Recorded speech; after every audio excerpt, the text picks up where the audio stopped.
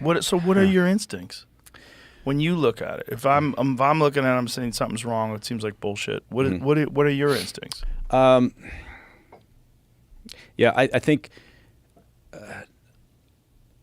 I would like to. I don't think we're going to get there. But my instinct is to say, how do we solve this, or how do we come to some sort of logical resolution, as opposed to saying what is it right off the bat. My instinct is to say, all right, if the all domain anomaly resolution office has 800 cases, then tell us what those 800 cases are.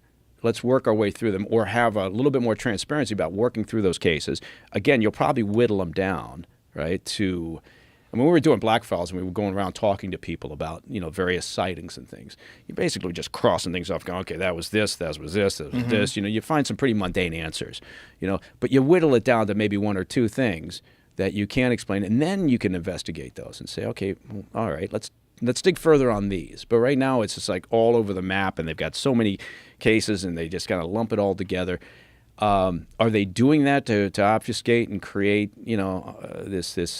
this situation where it does seem like bullshit? And I don't know, but I think I'm not willing to shut the door on saying that those handful of those few sightings where we do have technical data, we got video, we got radar lock, we got gun camera footage, whatever it may be, that can't be explained.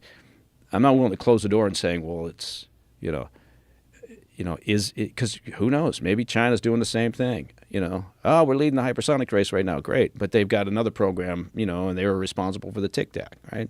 So we have to pursue it, and if that leads us to the doorstep that says, oh, that's a U.S. government program and they've developed the technology, okay.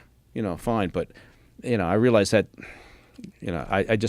I'm not willing to close the door on saying it could be something else. It could be otherworldly, right? Because I just don't know. It could be. It could be. I just don't know. There is who knows? That problem, the infinite nature of space, which seems to actually be getting bigger.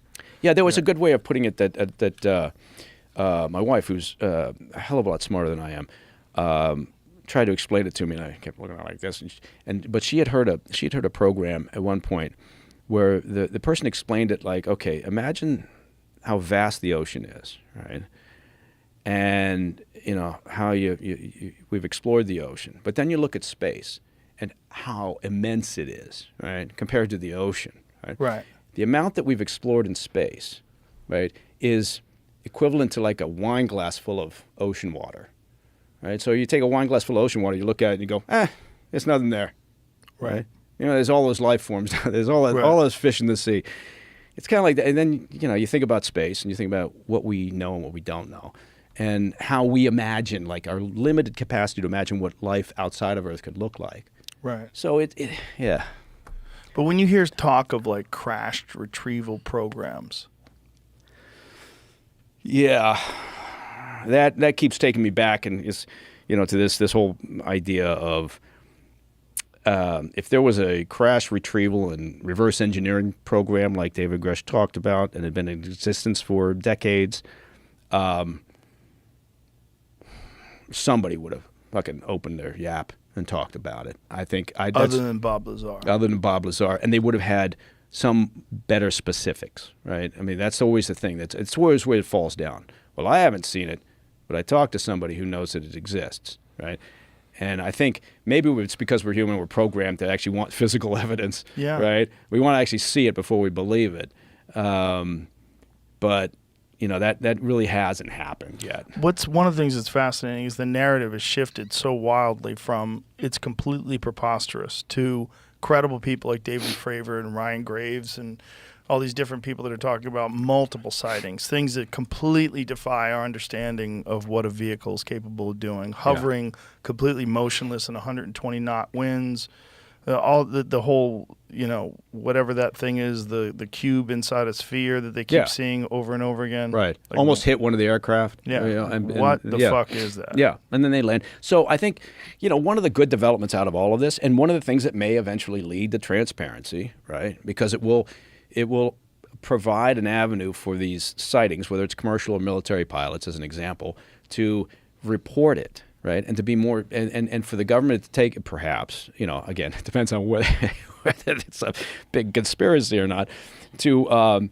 investigate in a more logical manner and in a more detailed manner. So I think just, again, the sheer act that we're talking about it, which then takes me back to the idea that, if you're running a secret program, you don't want people talking about it, so you're not going to muddy the waters with a false narrative if you don't have to.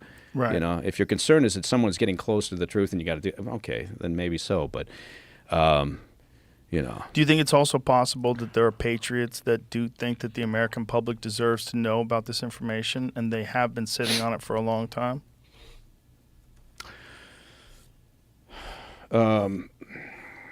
That people like David Grush and all these various people that are coming out, and more apparently are wanting to come out. Yeah.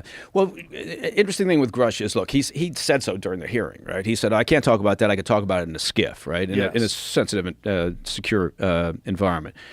All right. Well, if I'm, one of the people on that subcommittee, I'm going to say, you know what, to my staff, schedule, a skiff meeting with Grush. Get him in here, and let's, have him talk classified shit. Right. So that would be the next logical step in all of this. Have they done that yet? I don't know. I mean, it's. When he said I could talk to you about it in a skiff, have people taken him up on that?